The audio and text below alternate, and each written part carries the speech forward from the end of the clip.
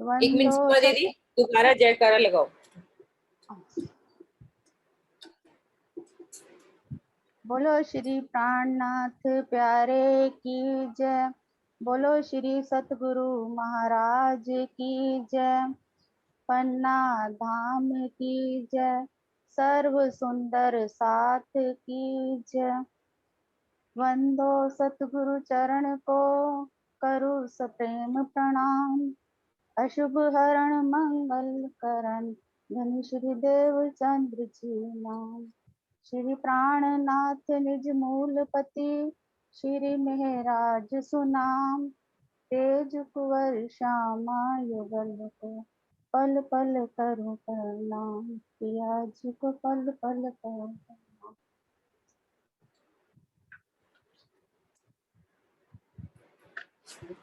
परिक्रमा प्रकरण 2 चौपाई 10। द्वार आगे चबूतरे 3, दोए दोए तरफ एक भिन्न। दोनों पर नगों के फूल चित निरखे होत संकुल। रंग महल के मुख्य द्वार के सामने 3 चबूतरे दिखाई पड़ते हैं, जिनमें से 2 चबूतरे मुख्य द्वार के दाएं बाएं रंग महल की दीवार से लगते हुए आए हैं। ये 4 मंदिर के लंबे और 2 मंदिर के चौड़े हैं। तीसरा चबूतरा चांदनी चौक में है, जो 33 मंदिर का लंबा और 33 मंदिर का चौड़ा है। मुख्य द्वार से लगते हुए जो 2 चबूतरे आए हैं, उन पर नगों के फूल बने हुए हैं, जिनको देखने पर हृदय आनंद में भर जाता है। भावार्थ: यद्यपि रंग महल के सामने कुल 4 चबूतरे हैं, 2 रंग महल की दीवार से लगते हुए तथा 2 चांदनी चौक में, किंतु श्री मेहराज जी की परीक्षा लेने के लिए सतगुरु धनी श्री देवचंद्र जी 3 चबूतरों का ही वर्णन करते हैं। यहाँ पर उसी के अनुसार दर्शाया गया है। चौपाई भी उन्होंने देखा। धनिये आगू अरस के कहे 3 चबूतर, दाहिनी तरफ तले तीसरा हरा दरखत तिन पर। चौथी तरफ नाई कया सो मेरी परीक्षा लेन, जाने मेरे इलम से रू आपे कैसी आप मुख बहन। ये परिक्रमा प्रकरण 30 चौपाई 16 और 17। इसमें 2 चबूतरे जो धाम दरवाजे के दाएं बाएं 2 चबूतरे आए हैं, उसका वर्णन किया गया है कि रंग महल के मुख्य द्वार के सामने जो 2 मंदिर का लंबा चौड़ा चौक आया है, उसके दाएं बाएं ये 4 मंदिर लंबे और 2 मंदिर चौड़े 2 चबूतरे आए हैं, जिसपे ये हीरा मानिक पुखराज 5 और नीलवी के 5 स्तंभ आए हैं।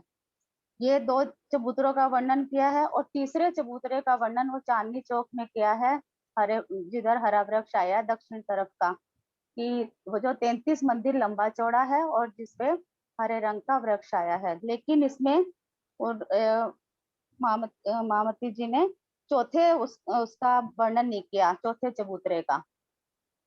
तो उसमें उन्होंने बताया कि यद्यपि रंग महल के सामने 4 चबूतरे आए हैं, लेकिन उन्होंने चांदनी चौक का एक ही चबूतरे का वर्णन किया है, दूसरे का नहीं किया है। तो उन्होंने आगे की चौपाइयों में ये बताया कि परिक्रमा ग्रंथ में ये चौपाई दे रखी है कि उन्होंने महराज ठाकुर जी, देवचंद जी ने महराज ठाकुर जी की परीक्षा लेने के लिए कि ये अपने आप ही जब वो चित्तौड़ में बैठेंगे तो उस चबूतरे को देखेंगे और उसका वर्णन करेंगे। प्रणाम जी। हाँ, अच्छा दीदी, कल हमारा वर्णन चल रहा था, दोनों चबूतरों की शोभा का वर्णन हो गया था। ये वाले पूरे थंबों की शोभा का वर्णन हो गया था, पीछे वाले मंदिरों की शोभा का वर्णन हमारा रह क्या गया था। सुंदर साथ जी प्रेजेंट करेंगे कि क्या शोभा रही थी हमारी यहाँ पे, चबूतरे की शोभा क्या रही थी। एक सेकेंड। हाँ जी, हाँ जी भाभी। Okay okay okay okay. तो हाँ सुनीता, दीपिका आप बताओ क्या रह गया था हमारा।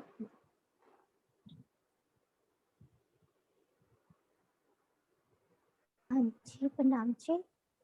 हमारे बुर्जों की शोभा का वर्णन रह गया था, जो इन चबूतरों पर आए हैं।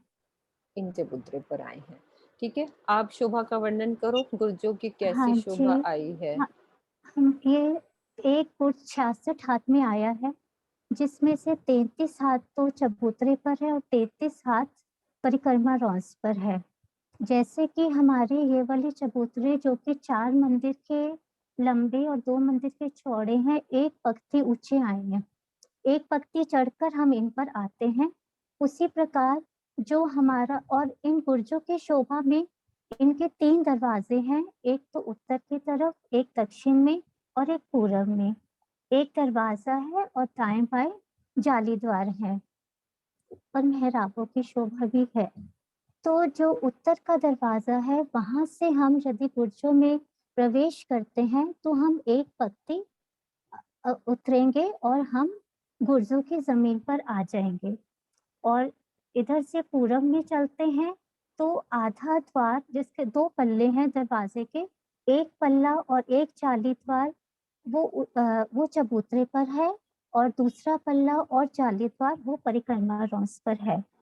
तो पल्ला जो दरवाजे का पल्ला हमारा चबूतरे पर है, वहां से यदि हम प्रवेश करते हैं तो एक पत्ती अंदर उतरेंगे और हम गुर्जों की जमीन पर आ जाएंगे। और यदि परिक्रमा रॉस से चलते हैं तो हम, यदि परिक्रमा रॉस चबूतरों से हम परिक्रमा रॉस पर एक पत्ती उतर कर हम जाते हैं, तो उस एक पत्ती वो ऊपर हमारा गुर्जों की शोभा है, तो हम उसको उलंघ के हम गुर्जों की जमीन पर आ जाएंगे। और एक और शोभा है इसमें, जो कि जो हमारा नीलवी का थंब है, जो बाहर खुला थंब आया है, वो उसकी छाई भी, उसका भी जो हमारा पश्चिमी दीवार पर आएगा, वो इस पल्ले के बिल्कुल बीच में आएगा वो थंब। तो यदि हम ये पल्ला खोलते हैं तो वो हमें नजर नहीं आएगा, और जब बंद होगा तो वो हमें पूरा थंब नजर आएगा। और जब खुला होगा तो ऊपर का जो 22 हाथ है, वो हमें वो थंब नजर आएगा। और इधर से हम दक्षिण में देखते हैं, दक्षिण के दरवाजे में प्रवेश करना है तो एक पक्ति उल्लंघ के हम इस दरवाजे के अंदर प्रवेश करेंगे, क्योंकि हमारे गुर्जों की जमीन और मंदिरों की जमीन एक समान, एक लेवल पर है। तो जो अंदर जो दरवाजे 2 मंदिरों में खुल रहे हैं, वहां हम सीधा ही प्रवेश कर जाएंगे, हमें ना चढ़ना है ना उतरना है। प्रियंका, इसका नक्शा है पहली भूमि का, गुर्जों का, वो आप शेयर करो, मैं शेयर कर देती हूँ आपको। शेयर स्क्रीन, हाँ, इसका शेयर करो। फिर उसके बाद सोनू है हमारे साथ। सोनू, आप तैयार हो ना साथ साथ? यदि एक बारी प्रियंका बोलती है, इसमें गुर्जों वाला निकालना, पहली भूमि वाला।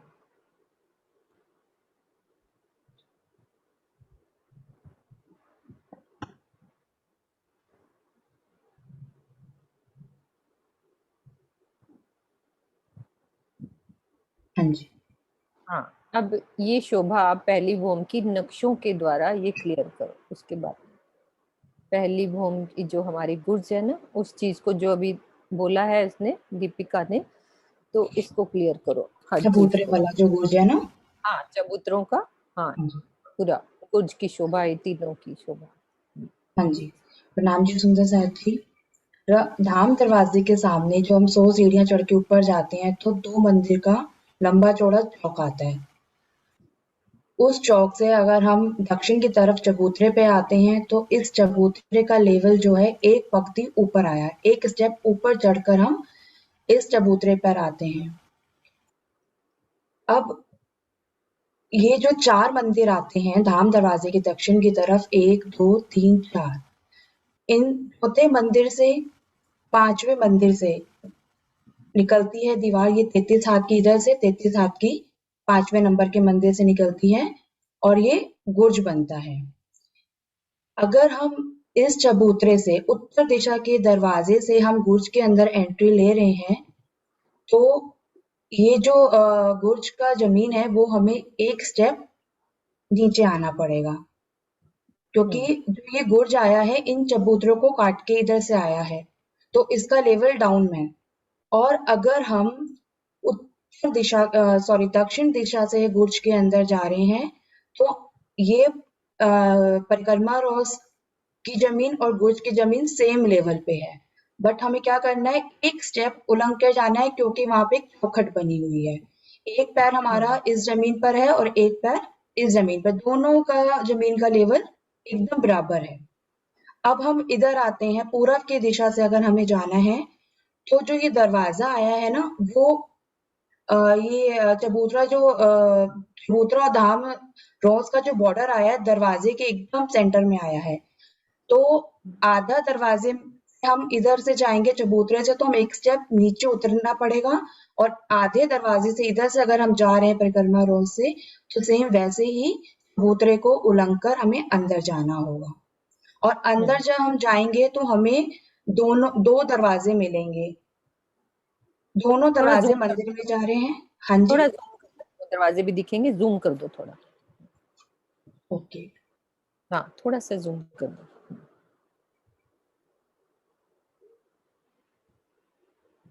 हो रहा है इससे ज्यादा?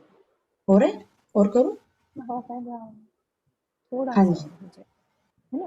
पीछे, हाँ बस ठीक है, 2 दरवाजे नजर आ रहे हैं, बिल्कुल ठीक है, अब ठीक है। ये 2 दरवाजे नज़र आ रहे हैं। ये दरवाज़ा हमारा जो ये 4th नंबर का मंदिर है, अगर इस दरवाज़े से हम अंदर जाते हैं तो ये 4th नंबर के मंदिर में जाएँगे, और इस दरवाज़े से अगर हम अंदर जाते हैं तो ये 5th नंबर के मंदिर में जाएँगे, क्योंकि ये अलग-अलग मंदिर के दरवाजे हैं। तो इस तरह से बुर्ज के 5 दरवाजे होते हैं, एक उत्तर का, एक दक्षिण का, एक पूरब का, और पश्चिम में हमें 2 दरवाजे मिलते हैं। और जब हम दरवाजे से अंदर जाएंगे तो ना ही हमें चढ़ना ना उतरना, सेम एकदम सेम लेवल मिलेगा हमें मंदिर के जमीन के लिए। तो ऐसी ही ठीक है, शोभा दूसरी तरफ भी आई है, उत्तर साइड के बुर्ज की सेम शोभा। ठीक है। हाँ जी, शेयर हटा दो। हाँ जी। हाँ जी, सुंदर साथ जी, ये वाली बात क्लियर हो गई नक्शे से अच्छे से? सोनू, आप भी अनम्यूट कर सकते हो। सोनू, तुम्हें को होस्ट दिया हुआ है। ठीक है, नेक्स्ट चुप भाई, बाला आप बोलो। नाम जी, आवाज आ रही है? आ रही है। बेला कई रंगों कई नकस, देखो एक दूजी पे सरस, ता बीच चरनी केती कई रंग, बेला कटाओ जड़ित कई नंग। हे साथ जी, इन चबूतरों पर अनेक रंगों के अनेकों प्रकार के बेल बूटों की चित्रकारी है। इनकी अलौकिक शोभा को आप देखिए, सभी एक दूसरे से बढ़कर सुंदर हैं। इन दोनों चबूतरों के मध्य मुख्य द्वार के सामने 100 सीढ़ियां और 20 चांदों की शोभा आई है। इनमें भी अनेक रंगों के बेल बूटों की चित्रकारी है, जिनमें बहुत से नूरी नग जड़े हुए हैं। नाम अभी हमारी वो चौपाई रहेगी इसके ऊपर वाली, कि वो क्या कह रही है इसके ऊपर वाली जो सीमा दीदी ने पढ़ी है, उसको सीमा दीदी हम, द्वार आगे चबूतरे, हाँ उसका मतलब वो 2 चबूतरों का शोभा का वर्णन हो गया। और तीसरा, जो तीसरा चबूतरा वो कौन सा बोला है, वो कौन से वाला है? हरे वृक्ष का। लाल लाल हरा वृक्ष जो है ना, हरा वृक्ष के लिए। लाल हरे वृक्ष की शोभा का वर्णन चल रहा है। अब हम चांदनी चौक की शोभा में पहुंच गए हैं। तो चांदनी चौक की शोभा में जो लाल हरे वृक्ष की शोभा है, उस शोभा का वर्णन किया जा रहा है। तो सोनू, अभी रुको, मैं वो नक्शा, प्रियंका आप शेयर करो नक्शा। हाँ जी। हाँ, चांदनी चौक के लाल हरा वृक्ष जो आज हमने वो किया ना, वो वाला, वही वाला ही कर लो। हाँ जी।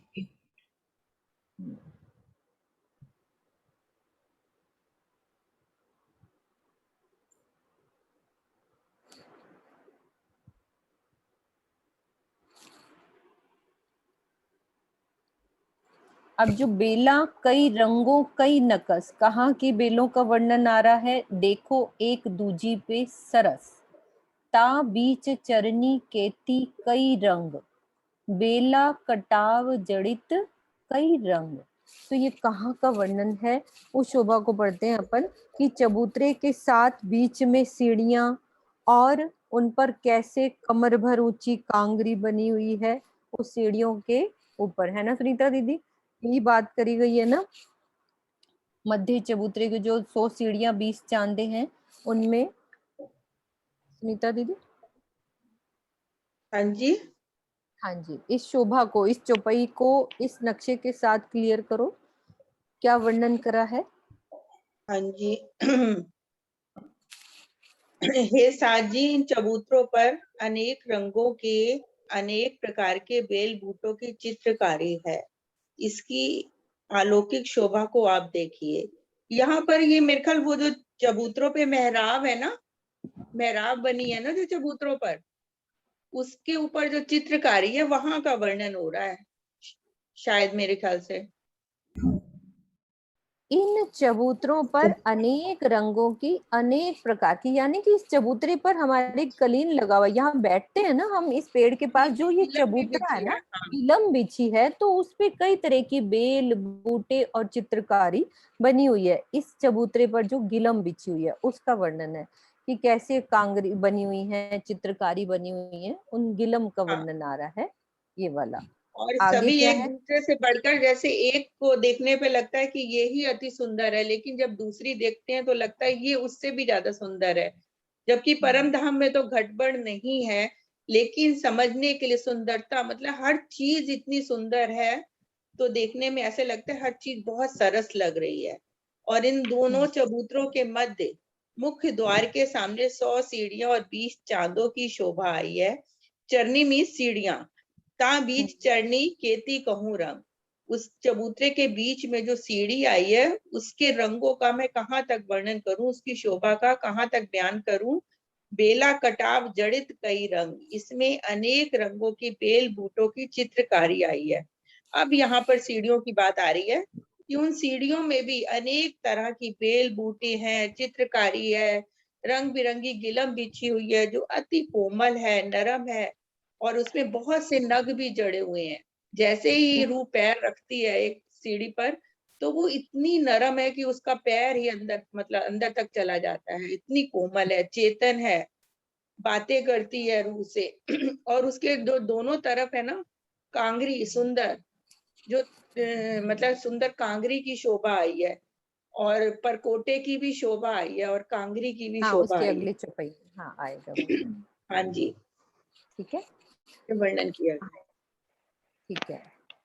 इन चौक खुली जो चांदनी, आगू बड़े दरबार, इस नक्शे के ऊपर लिखा हुआ है चौपाई। उज्जवल रेती झलकत जोत को नाही पार, चांदनी चौक का वर्णन है। आगू इन चबूतरों खेलावत जानवर, नए नए रूप रंग ल्यावही, अनेक विध हुनर, ये चांदनी चौक का वर्णन है। ठीक है, अब शेयर हटा दो, अगली चौपाई करेंगे प्रियंका। हाँ जी सुंदर साथ जी, अगली चौपाई हम, बबली दीदी आप पढ़ो, बाकी नया सुंदर साथ और कौन आए हैं वो भी तय करेंगे। आवाज आ रही दीदी? हाँ जी, हाँ जी आ रही। दो तरफ किनारे कांगरी, कई भांत दोरी नगनजरी, दाहिने हाथ भिन्न चबूतरा, ताबीच गली लगता तीसरा। दोनों तरफ किनारों पर कांगरी बने हुए हैं और कई तरह से सिधाई में नग जड़े हैं। दाहिनी तरफ के हाथ पर एक अलग चबूतरा है, इन दोनों के बीच की गली में तीसरा लगता हुआ है। दो तरफ किनारे कांगरी, कहाँ का वर्णन हो रहा है? दो तरफ किनारे कांगरी, एक भांत दोरी नगजरी, दाहिने हाथ भिन्न। ये दीदी मेरे को तीसरा जो बताया दाहिने हाथ पे, ये लाल चबूतरे का वर्णन मेरे को तो लग रहा है जैसे। नहीं, अभी लाल चबूतरे कहाँ पहुंच गए बबली दीदी? दो हमारी ऊपर चौपाई कहाँ खत्म हुई है? सीढ़ी से चौपाई, उसके ऊपर वाला चौपाई पढ़ो, ऊपर दो वाली तरफ चौपाई किनारे कब? कांगरी, अच्छा अच्छा।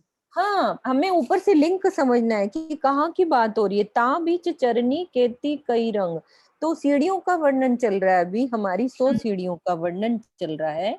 तो उसी की किनारे की कांगरी का वर्णन है कि वो कौन सी कांगरी है। कोई सुंदर साथ बताएंगे कि कौन सी कांगरी है, कैसी है? हाँ, ये रेज जो हैंड नगन करो। जो बखेड़ा है उसकी बात। कौन सी? बोलो बबली दीदी आप। जो ये कठेड़ा लगा है उसकी बात हो रही है। कहाँ पे लगा है? इस चबूतरे के किनारों पे जो कठेड़ा लगा हुआ है उसकी बात हो रही है। नहीं नहीं, उसकी नहीं है। हाँ जी, आप सीढ़ियों तो सब। सीढ़ियों के ऊपर जो कांगरी है। सीढ़ियों। हाँ, सीढ़ियों के ऊपर जो कांगरी। कैसी कांगरी है? सोने के तारों की बड़ी है। सोने और उसके तारों से बनी हुई है ना। हमने क्या वर्णन समझा था कि मान लो ये सीढ़ी है हमारी, कमर भर ऊंची ये दीवार चलती है साइडों से, ठीक है, और उस दीवार के ऊपर सुंदर कांगरी बनी है। जैसे हमारी ये सीढ़ी है इतनी, और साइड वाली जो रेलिंग होती है वो कमर भर ऊंची है, हर सीढ़ी के साथ कमर भर ऊंची है। ऐसे साइड में हम चढ़ते नहीं, हमारे घरों में भी सीढ़ी होती है, तो साइड में कमर भर ऊंची हमारी दीवार साइड में चलती है। हम तो उसको उस कठेड़ा ही दीवार के, बोलते हैं। हाँ मतलब उसको कठेड़ा भी कठेड़ा कहते हैं, समझ लो। परकोटा भी कहते हैं। हाँ जी किरण परकोटा दीदी आप। परकोटा भी हाँ, कहते हैं। परकोटा भी कहते हैं। और उस परकोटे के ऊपर ऐसी कांगरी बनी, कांगरी का मतलब ऐसे कटावदार, उसकी कांगरी का वर्णन है। कई बांत डोरी नंग जरी, तो वो सुंदर डोरी नगों से जड़ी, तो उस कमर भर ऊंची जो हुई सीढ़ी के ऊपर है वो है। फिर आगे की बात समझो। दाहिने हाथ भिन्न चबूतरा। अब दाहिने हाथ कौन सा भिन्न? पहले हरे वृक्ष का वर्णन हो गया, अब कौन सा वर्णन हो रहा है? लाल लाल वृक्ष। वृक्ष। दाहिने हाथ भिन्न चबूतरा, ता बीच गली लगता तीसरा। इसका क्या मतलब है?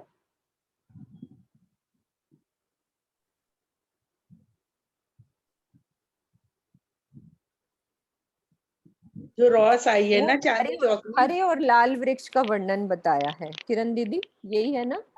कैमरा ऑन करो आप।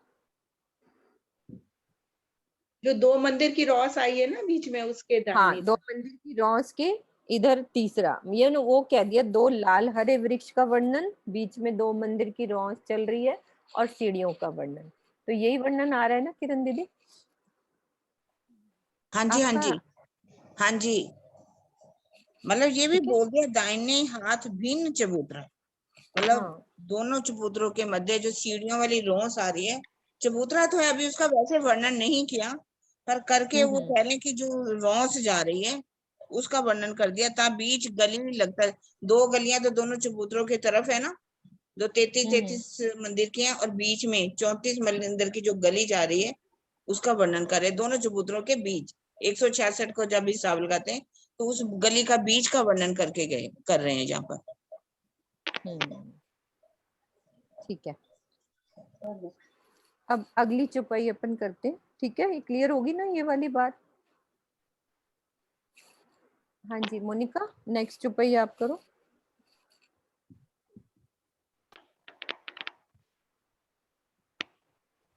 दरखत छाया बराबर कौन सब सी बोल रहे हो? 13 हाँ ठीक नंबर। है, ठीक है, हाँ। ठीक है, हाँ जी ठीक है। ऊपर दरखत छाया बराबर सब रही चबूतरे भर, चारों तरफ 3-3 चरनी, किनारे की शोभा जाए ना वर्णन। ऊपर पेड़ों की छाया है जो पूरे चबूतरे पर छाया करती है। चारों तरफ 3-3 सीढ़ियां लगी हैं जिसके किनारे की शोभा बेशुमार है। ये लाल चबूतरा वृक्ष और हरे वृक्ष का ही वर्णन किया हुआ है कि 33 मंदिर का लंबा चौड़ा है, उसके बीच में एक मंदिर का मोटा तना जा रहा है जिसमें से चारों दरवाजे भी हैं और सीढ़ियां भी जाती हैं ऊपर तक। ये 2 बोम तीसरी चांदनी का आया है, जो उनके ऊपर से बेलें लटक रही हैं वो पूरे चबूतरे पे छाया करती। सही। ये वर्णन कहाँ का है? हमारी लाल हरे वृक्ष का वर्णन हुआ है। सही किया मोनिका ने, बिल्कुल। ठेड़ा लगा है, रेलिंग लगी है, और जो शोभा अच्छी 2 भूम तीसरी चांदनी का भी वर्णन कर दिया, लाल हरे वृक्ष का। ठीक है, नेक्स्ट चौपाई। हाँ जी कल्पना जी आप करो नेक्स्ट चौपाई। प्रणाम जी दीदी, आवाज आ रही है? हाँ जी आ रही है। उज्जवल भौम को कहाँ कहूँ तेज, जानो बीच चमके रेजा रेज, ये जोत आसमान लो करत, ज्योत आसमान सामी लरत। चांदनी चौक की उज्जवल रेती के तेज की शोभा का मैं कहाँ तक वर्णन करूं। ऐसा प्रतीत होता है कि यहाँ के कण कण में बिजली चमक रही है। इससे निकलने वाली ज्योति आकाश की तरफ जाती हुई दिखाई दे रही है, जो सामने आकाश से निकलकर आने वाली ज्योति से युद्ध करती हुई प्रतीत होती है। ये जो चांदनी चौक की रेती है उसके बारे में ये बताया गया है कि उसकी ऐसी चमक है जो बिजली की चमक की तरह कण कण में वो चमक रही है, और इससे निकलने वाली जो चमक है बिल्कुल आसमान तक छूती हुई ऐसे दिखाई दे रही है हमें। यही बताया गया ना दीदी? बिल्कुल, हाँ बिल्कुल ठीक है। चांदनी चौक का वर्णन करा है। हाँ जी ये जी, हमारा कल्पना जी ने इसमें ठीक किया वर्णन। बिल्कुल सही, ठीक है प्रणाम एकदम। जी। हाँ जी, हाँ जी, नेक्स्ट चौपाई करते हैं। हाँ जी विजय दीदी, आप लोग नेक्स्ट चौपाई। विजय दीदी आप खोलो, आप अनम्यूट करो पहले। प्रणाम जी। सो नाम जी। परे बन पर झलकार, जोत बन की ना देवे हाथ। इन मंदिरों को जो उजास, सो तो मावत नहीं आकाश। इसकी पिछली चौपाई में जो चांदनी चौक में जो उसकी रेती का, नूरमयी रेती का वर्णन किया गया, वहां की रेती इतनी चमकदार है। वैसे तो परम धाम की हर चीज नूरमयी है, वहां प्रकाश है, सुगंधी है, हर चीज शहर में वहां पर सुंदरता है। से कहा गया है, सो परे बन की झलकार, जो हमारी आकाश तक जो किरणें जा रही हैं, जो वहां से वापस लौट कर आती हैं, और ऐसे ही हमारे वनों की शोभा, नूरी शोभा है, और उनकी रोशनी जो है वापस आकर इन वनों पर पड़ती है, जो आपस में ही जंग करती हैं उनकी किरणें। जोत वन को ना देवे हार, वह वन की रोशनी भी हमारी कोई कम नहीं होती। इन मंदिरों को जो उजास, यहाँ के मंदिरों की भी रोशनी हमारी आसमान के में चमकती है आपस में। इसका भी वर्णन जो है हम नहीं कर सकते। प्रणाम जी। हाँ, मंदिरों की ज्योति भी आकाश तक जाती है। ठीक है किरण दीदी। इसमें ये लिखा ना कि जो रेती है चांदनी चौक में, उसकी किरणें ऊपर की ओर जाती हैं, और जो वन है, वनों में से भी किरणें निकलती हैं, दोनों आपस में टकराती हैं और ज्योति निकलती है। और मंदिरों की जो ज्योति निकल रही है उसका भी कोई पारावार नहीं है, बहुत ही रोशनी है जो आकाश में भी समाती नहीं। सबकी रोशनी निकल करके आकाश की ओर जाती है, टकराती है आपस में, जंग युद्ध करती है करती आपस में। है, युद्ध करती है दिखाई देती है ना। ठीक। हाँ जी ठीक है। नरेश जी आप करोगे, वाणी खुली हुई है आपकी।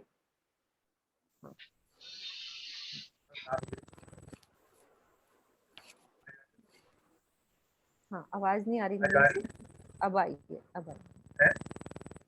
हाँ थोड़ी आ रही है।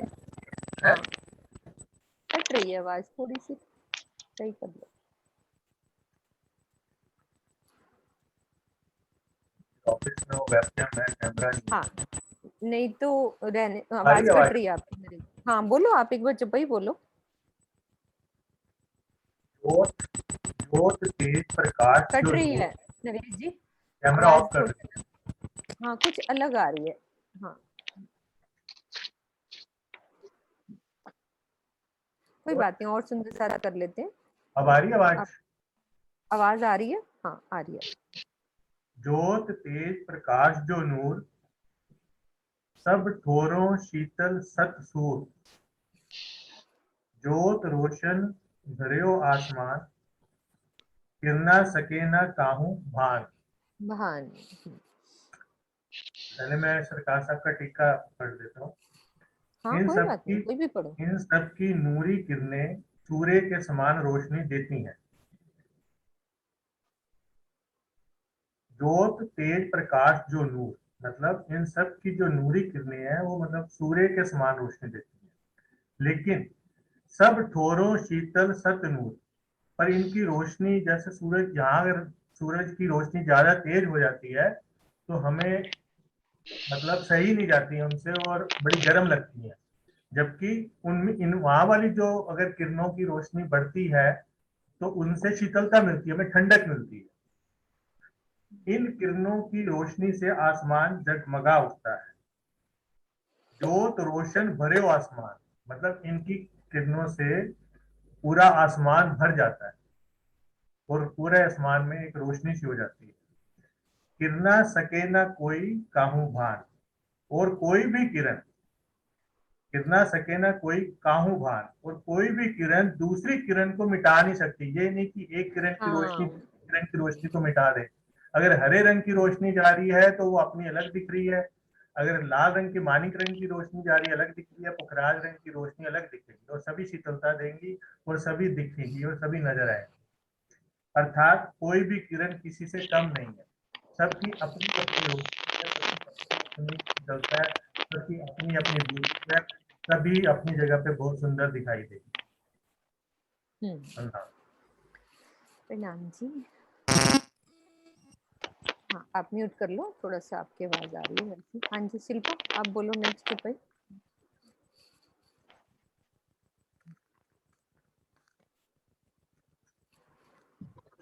प्रणाम जी। प्रणाम जी। इसी छुपाई का करना है कि दीदी नेक्स्ट करो। हाँ, वो उन्होंने क्लियर कर दी वो वाली बात। इसका भावार्थ भी तो है ना, जरा हाँ कर लो दीदी। एक मिनट रुको किरण दीदी, आप इस हाँ भावार्थ पढ़ लो शिल्पा, आप इसके आगे इस चुपई का। हाँ जी। भावार्थ, सच्चिदानंद पारब्रह्म का स्वरूप नूरमय है। जैसे वेदों में आदित्य वर्णन भर या शुक्र शब्द से संबोधित किया गया है। नूर शब्द अरबी भाषा का है। ज्योति और तेज दोनों से ही प्रकाश निकलता है, किंतु ज्योति को तेज का अल्पांश माना जाता है। जैसे सूर्य में तेज है किंतु चंद्रमा में ज्योति है। इस नश्वर जगत में सूर्यादि का तेज दाहकारक होता है, किंतु परमधाम के एक कण के तेज में जहाँ करोड़ों सूर्य का प्रकाश होता है, वहीं अरबों चंद्रमा की शीतलता भी होती है। इस चौपाई के दूसरे चरण का यही भाव है। प्रणाम जी। हाँ जी किरण दीदी, क्लियर कुछ करना है?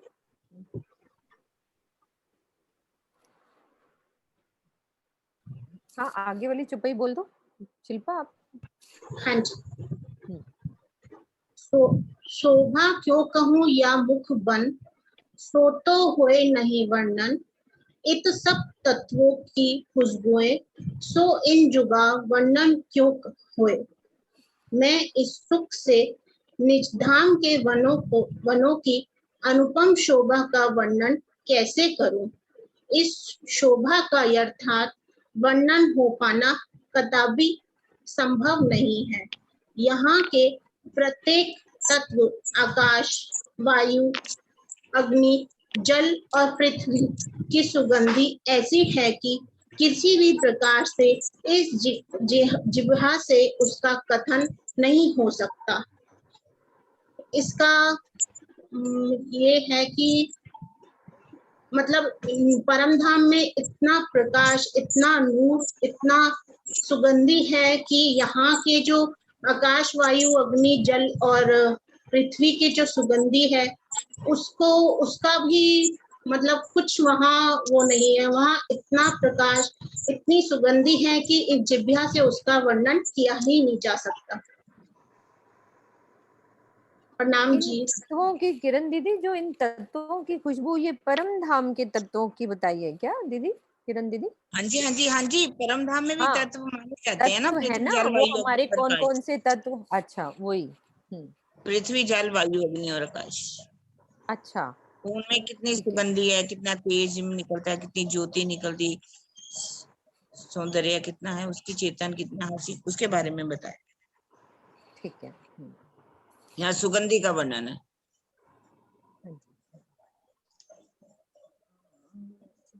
हाँ जी, नेपाल सुंदर साथ आप पढ़ोगे? हाँ जी, आपने राज्य खोले हो? हाँ जी, गौतम सुंदर साथ जी, अब नजर आ रहे हैं मुझे। हाँ जी, आपने राज्य खोले हो? आप म्यूट कर सकते हैं? प्रणाम जी माता जी। हाँ जी, प्रणाम जी। मैं इस समय दुकान में हूँ, ग्राहक भी कोई है, बात अच्छी नहीं, तरह कोई सुन बात नहीं, नहीं पा आपकी रहा प्रणाम सुन ली। हाँ जी, आपकी प्रणाम प्रणाम जी। जी सुन ली। हाँ जी, जी, सुषमा जी, प्रणाम जी। सुषमा दीदी आप नाम जी, सुषमा दीदी आप बोलो नेक्स्ट। हाँ, ठीक है। बारिश हो प्रणाम जी। प्रणाम जी। इस जल वाय के चलत जो पूर, तो मैं क्या कहूँ ताको नूर। जल के जो उठत तरंग, ताकि किरना दिखावे कई रंग। यहाँ परम धाम के उज्जवल जल में जिस प्रकार मनोहारी लहरें उठती हैं, शीतल मंद तथा सुगंधित हवा के झोंके चला करते हैं, उनकी शोभा का वर्णन मैं कैसे करूं। पूरी जल में जो तरंगे या लहरें उठती हैं, उनकी किरणों में अनेकों प्रकार के अति आकर्षक रंग दिखाई देते हैं।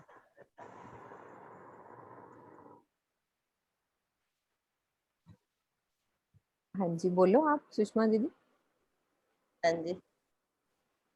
क्लियर करो इसको।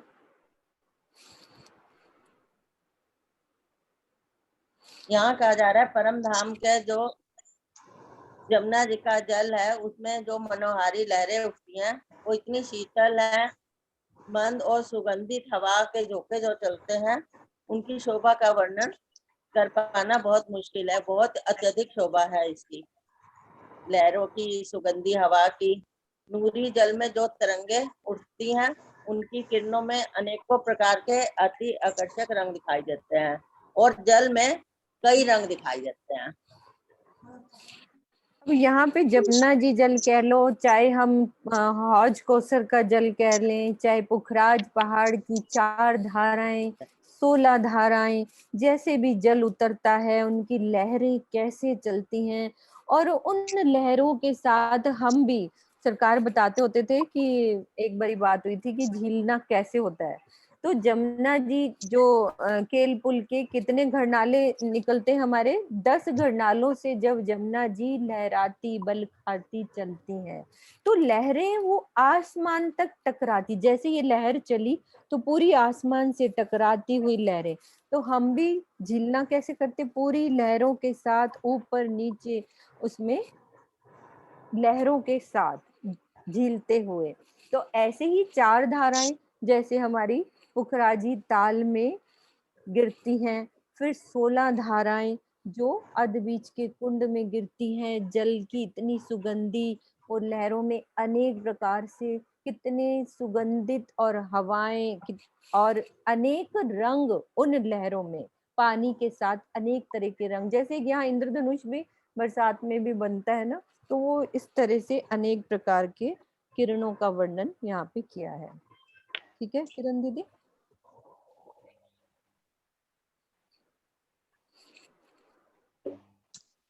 हाँ जी, अगली चुपई।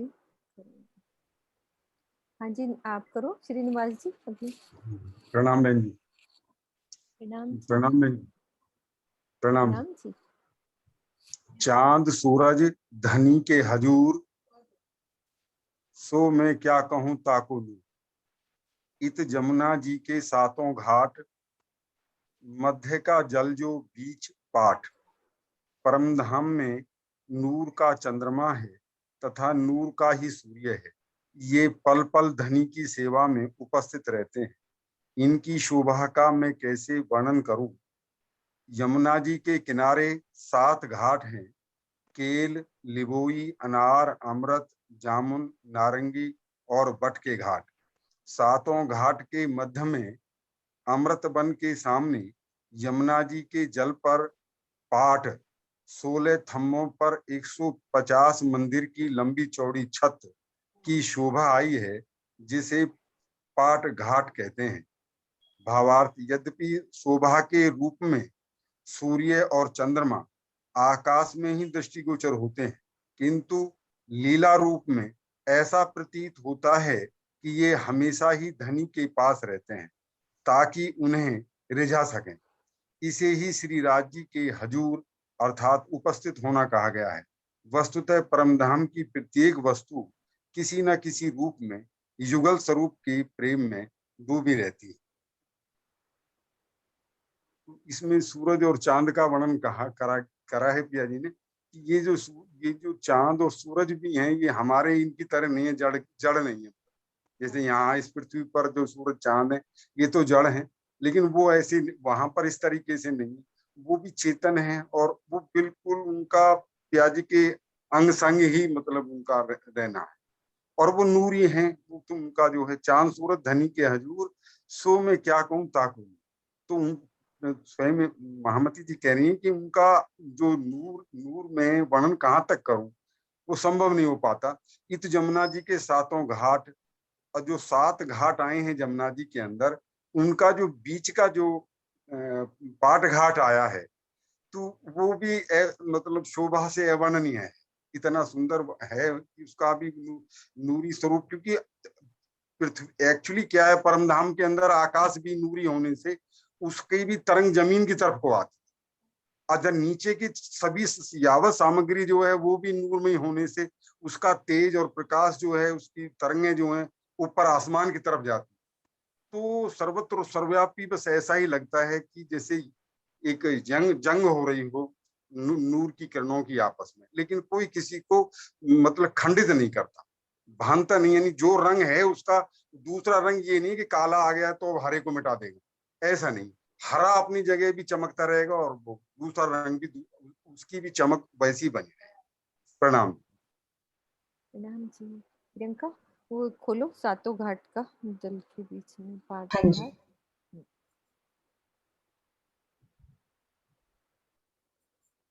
सुंदर साथ जी, हमारे जमुना जी और यहाँ सातों घाट का वर्णन है और बीच में पाट घाट का वर्णन है। पाट घाट, हाँ ये शोभा कि कैसे जमुना जी हैं और हमारे 7 घाट कैसे आए हैं और बीच में पाट घाट कैसा आया है। तो यहाँ पे जमुना जी का वर्णन एक सुंदर साथ करेंगे, 7 घाट कैसे आए हैं, कौन कौन से हैं वो साथ में वर्णन करेंगे। पहले आप प्रियंका ये जमुना जी का थोड़ा सा वर्णन कर दो और पाट घाट का, फिर 7 घाट दूसरे सुंदर साथ कर लेंगे। हाँ जी, प्रणाम जी। जमुना जी जो है 500 मंदिर छोड़ी आई हैं और जमुना जी के इस तरफ उत्तर की तरफ केलपुर और दक्षिण की तरफ बटपुल आया है। हाँ जी, और ये पाट घाट है। ये जो अमृत वन, ये वाला बीचों बीच वाला अमृत वन है, इसके जस्ट सामने ही पाट घाट की शोभा आई है।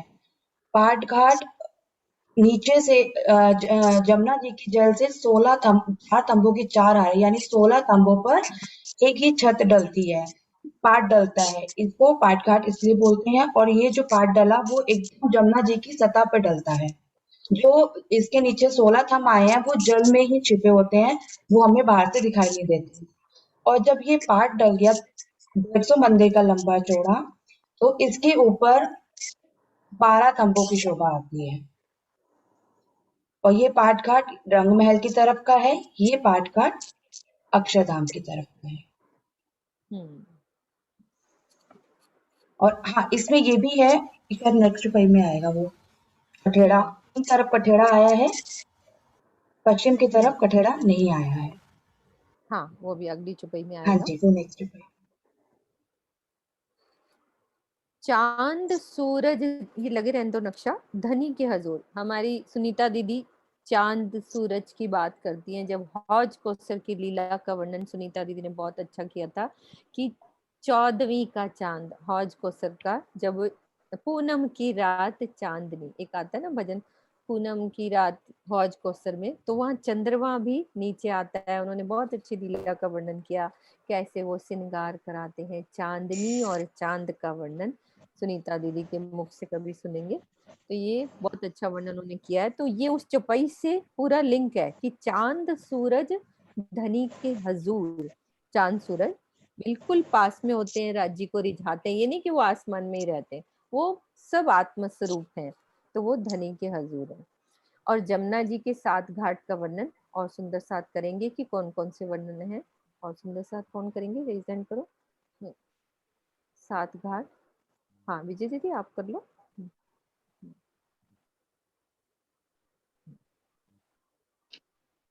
रंग महल के सामने जो है ये हमारे 7 वन आए हैं।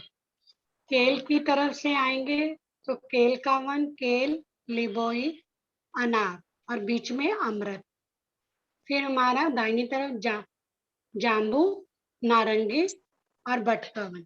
ये हमारे 2000 मंदिर के लंबे और 500 मंदिर के चौड़े आए। इनमें जो है हमारे 4-4 बगीचे आएंगे। और अमृत वन में जो है हमारे बीच में 2 मंदिर की रौस आने से इसमें हमारे 8 बगीचे हो जाएंगे, है ना। अमृत वन में 8 बगीचे, जो 250 के जो है बगीचों में 2-2 मंदिरों की हारे भी आएंगे।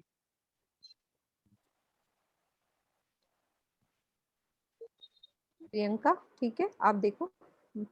हाँ जी, ये 7 वनों का वर्णन हो गया। अभी घाट का।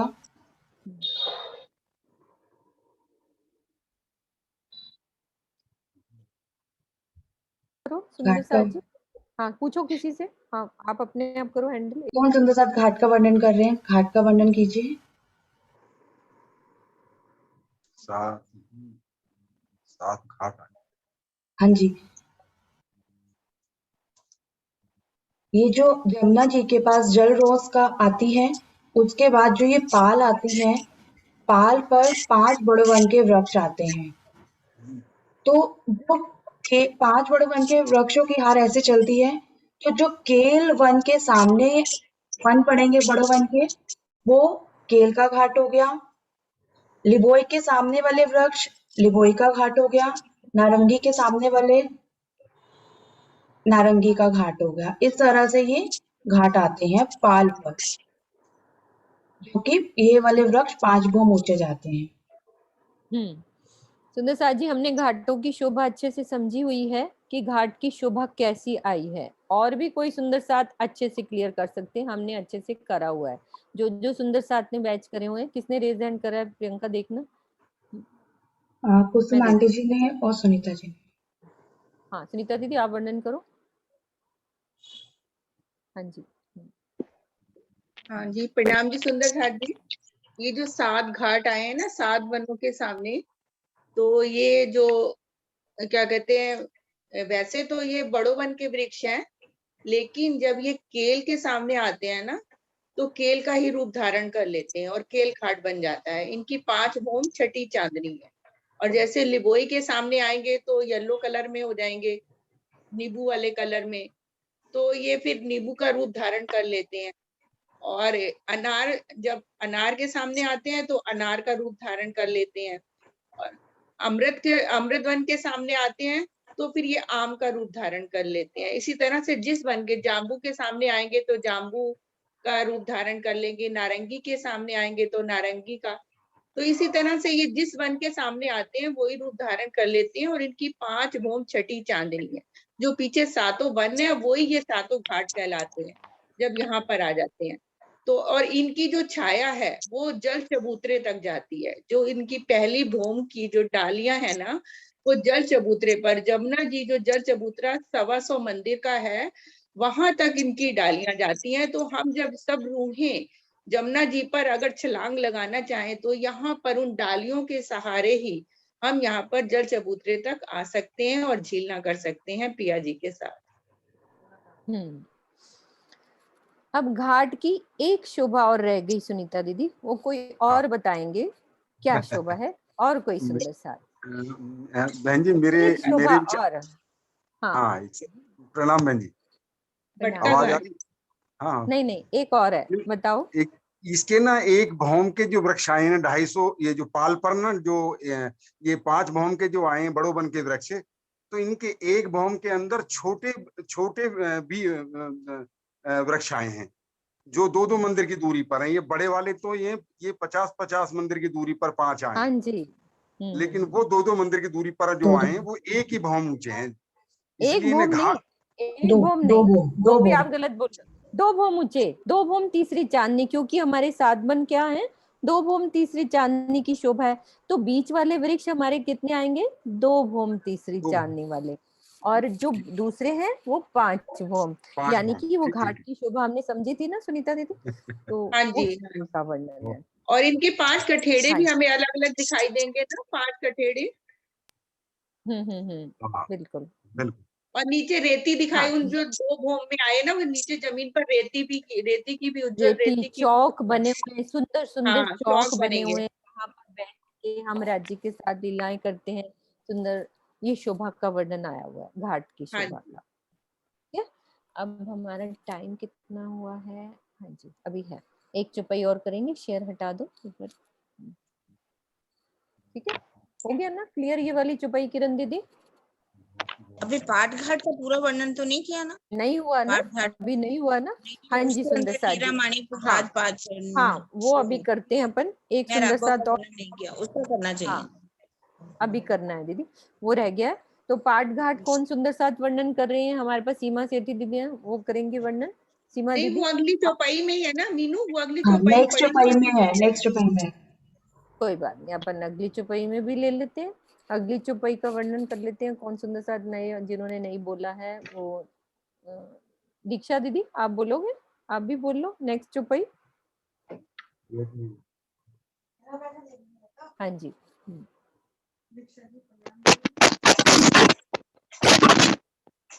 आवाज आ रही है दीक्षा दीदी, आपकी क्लियर नहीं आ रही है। हम जी, अब आ रही है हाँ आवाज? अब आ रही है, अब आ रही है, अब ठीक है, अब बोलो। तापर दयोरी एक, जल पर पाट कठेड़ा विसेक, चारों थंबों के जो नंग, झलके माहे जल के तरंग। इस पाट यानी छत की किनार पर पुनः 12 थंबे, नीचे तो 16 थंबे जो पानी में, और ऊपर छत पे 12 थंबे, जिनकी छत पर एक गुम्मट दयोरी विद्यमान है। जल के तरफ की तीनों दिशा, उत्तर दक्षिण तथा पूरब में, इन थंबों के मध्य अनेक रंगों के युक्त रतन जड़ित कठेड़ा शोभायमान है। इन थंबों में से चारों कोने के मध्य नीलम के हैं थंब, इन थंबों में से चारों कोने के थंब नीलम के हैं। उत्तर दिशा के 2 थंब पुखराज के हैं और पूर्व दिशा के 2 थंब माणिक के हैं। इसी प्रकार दक्षिण दिशा के 2 थंब हीरे के हैं और पश्चिम दिशा के 2 थंब 5 के हैं। इनमें से पश्चिम दिशा के 5 के थंबों को छोड़कर बाकी 4 नगों नीलम, पुखराज, माणिक एवं हीरा के थंब जल की तरंगों में झलकते रहते हैं, यानी प्रतिबिंबित होते रहते हैं। प्रणाम जी। ये पाट घाट के थंबों का वर्णन आया है, जल में जो डूबे हैं उनका भी, जो 16 थंब जल के अंदर डूबे हुए हैं और 12 थंब ऊपर लगे हुए हैं, और दिशाओं में कौन कौन सी में कौन कौन से थंब है वो बताया गया है। वो आप भी बताओ कि कौन से उत्तर दिशा में कौन से हैं हमारे थंब? पुखराज के उत्तर दिशा में। हाँ दक्षिण में, हाँ रिपीट कर दो, हीरे के थंब, ठीक है। और पूरब में माणिक, पूरब में माणिक के 5 थंब। नहीं वो माणिक। पश्चिम पूरब होता में है, माणिक। पाट पश्चिम। घाट का पूरब इधर होता है और पश्चिम वो है, तो वो 5 का थंब है। अब उन्होंने जो बात कही है कि झलकार, अब जो उधर की साइड है हमारे 5 के थंब, उनकी झलकार नहीं पड़ेगी, 3 दिशाओं की, यानी कि पुखराज की, हीरे की और माणिक की झलकार जल में झलकेगी, और साथ में नीलवी के थंब तो जल में है ही सरी। तो कितना सुंदर वर्णन, हम खुद एक इमेजिन करें कि जल के अंदर वो नीलवी के थंब, और ऊपर से हमारे पुखराज की झलकार पड़ रही है, साथ में हीरे की झलकार पड़ रही है और माणिक की थंब। तो ये किरणों का जंग जल में, और जब वो घरनालों के द्वारा जब जमुना जी निकलती हैं तो वो कितनी सुंदर किरणें चलती होंगी, ये शोभा का वर्णन। सुंदर वातावरण होता होगा। हाँ जी, ठीक है। अब अब किरण दीदी लेंगी सारांश इस चीज का। ठीक है किरण दीदी, आप सभी चौपाइयों का सारांश आप ले लो। हाँ जी। हमें क्या करना है उस चीज को। हाँ, इसमें मेन तो म्यूट हो गया दीदी। जैसे वर्णन किया गया है चार चबूतरों में 3 चबूतरों का वर्णन किया उन्होंने।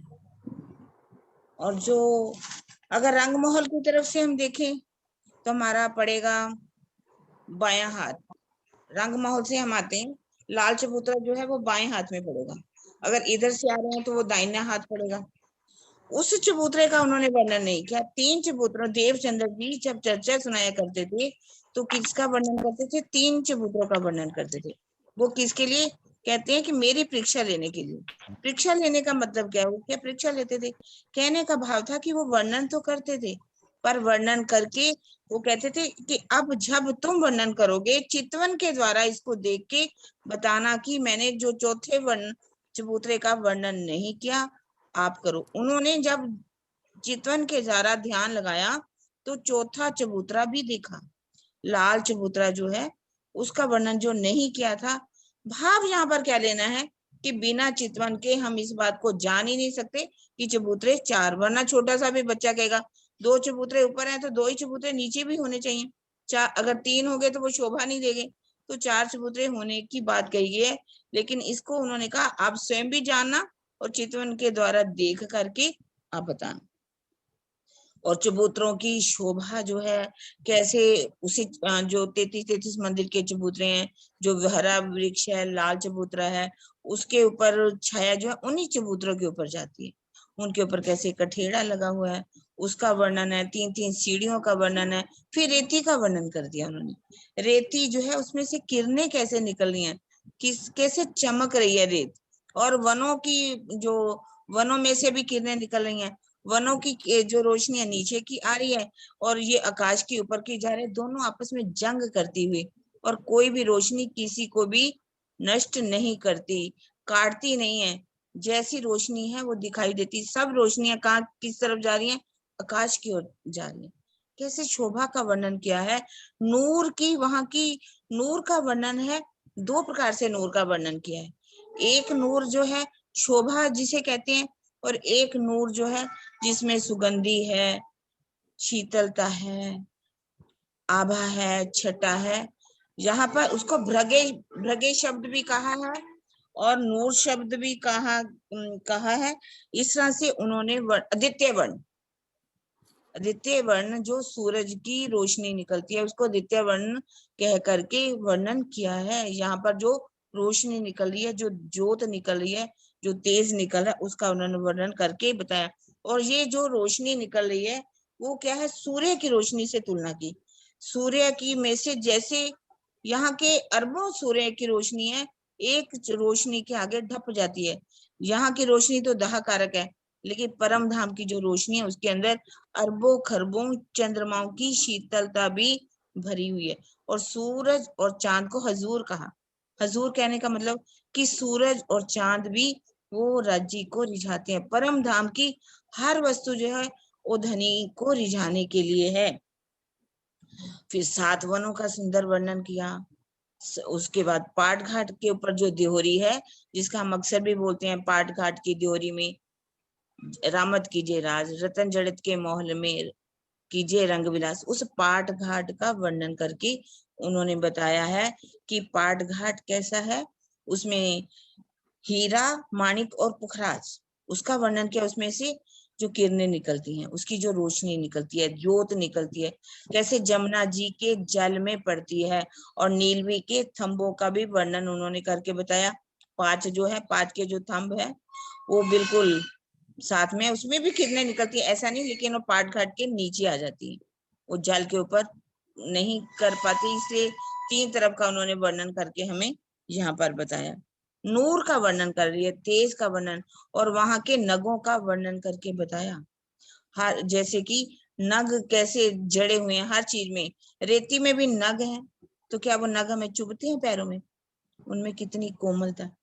यदि हर चीज कोमल है तो हमें कहीं भी चुभेगी नहीं पैरों में, कहीं किसी तरह से भी। चाहे वो वस्त्रों में का वर्णन नगों का किया है, तो ये जवाहरात जड़े हुए हैं, ये कितनी कोमलता लिए हुए हैं, उनका सुंदर वर्णन करके यहाँ पर हमें उन्होंने बता दिया। मेन बात बताई उन्होंने चबूतरों की, जो कि हम सिर्फ किससे देख सकते हैं, चितवनी के द्वारा ही इन सब चीजों का, चाहे नग हो, चाहे रेती हो, चाहे वनों की रोशनी हो, चाहे पाट घाट की शोभा हो, इनका शोभा का वर्णन हम इसका सुख कैसे ले सकते हैं, चितवनी के द्वारा ही ले सकते हैं।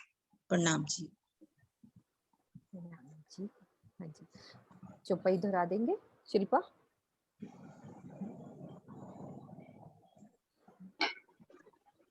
हाँ जी शिल्पा आप चौपाई दोहरा दें।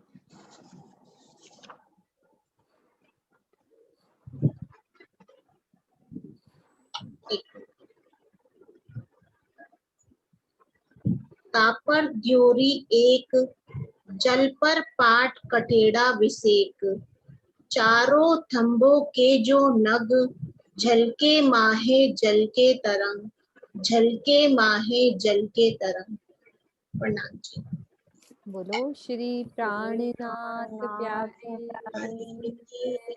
सद्गुरु महाराज की जय, सब सुंदर साथ की जय, प्रणाम जी।